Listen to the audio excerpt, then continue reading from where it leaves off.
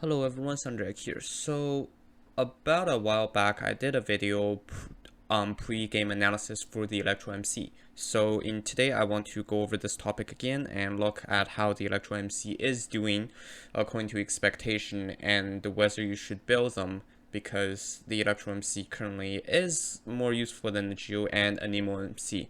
Not in the sense that it's more powerful, but in the sense that they are more used they can be more widely used because now they actually have a specialization, whereas previously the Geo and the Nemo MC is kind of like a sub DPS but doesn't really do damage. So with that said, a few things to note. The first one is that I will not be going over the Electro MC's kit anymore because I did that in my previous video, and that video did pretty well. I'll link it down in the description. If you want to, please go check that video out. However, I will be briefly mentioning some of the skills. I just won't talk about what they do exactly. I'll just be mentioning, like, for example, the E skill, the amulet is very good at, etc., things like that. And the second thing I want to talk about is that the Electro MC does no damage, and please do not expect the Electro MC to do damage. So conclusion first. The Electro MC is purely served as a battery in the sense, or some people call it electricity generator, either way. The point is that the Electro MC is used to generate energy particles for a team, and this unique playstyle allows you to essentially bring a team of high energy cost characters and still make them work, because now you got a universal battery or electric generator instead of one for each team. So for example, previously if you put, for example, Eula and Shanling together, just making example here, I don't know why you would do that, but for example, if you put Eula and Shanley on the same team, then you would need a battery for each. So you would need Diona to act as Eula's battery and Bennett to act as Shanley's battery to deal with the charging problem for their ultimate. Now, whereas now for the Electro MC, because they are so good at charging energy, it's potentially useful that you can squeeze these two characters into one and just use the Electro MC to carry both DPS in terms of energy recharge. Now, a few characters the Electro MC is currently good for. Eula, main reason because Eula already needs superconduct to do more damage, so having Electro MC on the team not only covers up energy recharge, it also covers up the electro spot of the superconduct, because the Electro MC does have multiple ways of applying electro, even not rather consistently, but it's long enough for it to keep up the effect of the superconduct. Other people that the Electro MC is good for, generally anyone with 80 cost energy, or anyone that needs energy recharge. Anyone that needs energy recharge to deal with their alt cycling problem, especially if you're playing Shanling as an off-field Goomba / Q DPS, then in that case, Electro MC would help a lot. Now moving on to exactly how to pair the Electro MC in terms of the maximum effect. So currently the build for Electro MC is very varied, because all you need to do is stack on energy recharge. As I've said before, you don't do damage, so stacking on attack won't really help. Also, with that said, stacking on crit does not help at all, because again, the Electro MC is not meant for damage. They are just meant there to apply electro if necessary in Eula's case, and in most people's case, they are just there to drop the amulet so the DPS can pick it up and gain energy. And on top of that, the more energy you stack, the more energy recharge you stack on the Electro MC, the more energy recharge bonus the Electro MC can transfer to the character that picked up the amulet. So overall, what I would recommend is, if you are already farming the new artifact domain for whatever reason you're farming it for, then try to get a 4-piece of the new ER set, or at least 2 pieces of the ER set with ER sands, and then that will be useful on the Electro MC. Now, if you cannot get that, then because again, if Electro MC does no damage, then the old way of 2-piece Exile, 2-piece Scholar for a pure ER support is still workable on the Electro MC. Now, of course, I don't know how many people still have Exile or Scholar, but that's another way to go, because you don't care about that. So as long as you roll quite well into the substats in terms of energy recharge, that's completely usable. Finally, I want to talk about the difference I want to clarify between the last video I had and this video I'm going to talk about regarding Electro MC's team comp.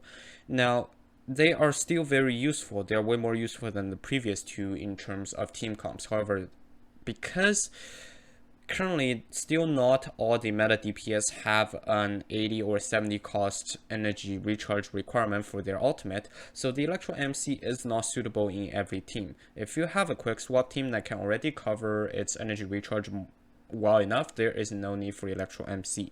What I'm trying to say is that overall the Electro MC is meant for a team where the Electro MC does almost no damage, only takes care of energy recharge, and at least 2 out of the 3 spots left are left for either main DPS or field standing DPS that can dish out a crazy amount of damage, while the Electro MC is kind of just there to deal with energy recharge problems. So it is meant for a team like that.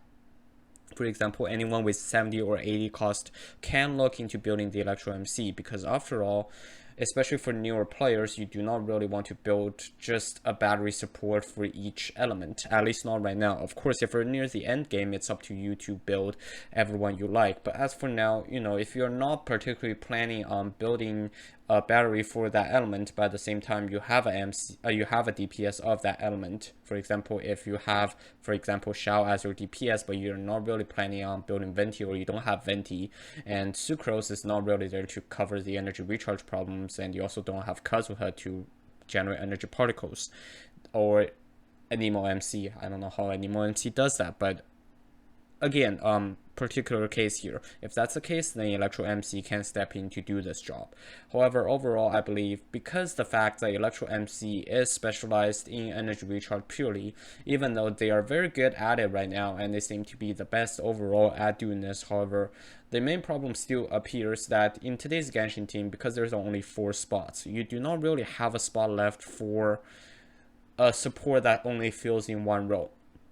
Now, of course, overall, this is not too much of a problem, but especially in the Spiral Abyss, where every single team matters, you only want to bring in supports that can fill multiple roles, which is why Banetta and Diona are still better than the Electro MC, even though they're not as good as them in terms of energy recharge, because Banette also covers buffer, healer, and also applies pyro, which purifies characters' debuffs. Diona on the same side, her crowd can also debuff, her crowd can also decrease a specific amount of debuff on the active character, as long as the debuff element is, I believe, Electro. On top of that, Diona can shield, can heal, and also can apply cryo. So these are the reasons why these sort of multitasking support are still stronger than one support specialization like the Electro MC, or another example is Chi-Chi. Chi-Chi is a healer, only a healer, does healing very well. But because the fact that healer is currently not in the meta right now, Chi-Chi isn't really shining in any situation at all. So with that said, should you build the Electro MC? I would say no, until you need someone that specifically needs the Electro MC for energy recharge. And if you're considering bringing the Electro MC into the Abyss, I would say don't expect them to do damage. What you should try to do is to play with 2 DPS or 2 sub DPS, or at least make sure that the rest 3 can cover enough damage for 4 people, and only use the Electro MC as an enabler for them to cast their ult more often. So that's all the comments I have regarding the Electro MC. Of course, I think this way of specializing in one thing is way more useful than what they have been doing previously, because again, Electro MC is a 5-star that technically has the stats of a 3.5 star. So overall, it's better to make them specialize in one thing, so at least the Electro MC will be useful in certain situations, instead of making it like the Jill or a Nemo MC, where you have to make them play DPS or sub DPS and then it's not doing enough damage. So I would say overall it's a good change, but however, because of this change, it makes so that the Electro MC only works in specific teams, specifically high energy required teams. So that's all I have for you today. Thank you very much for watching. If you like the content, please consider subscribing. Thank you and have a nice day.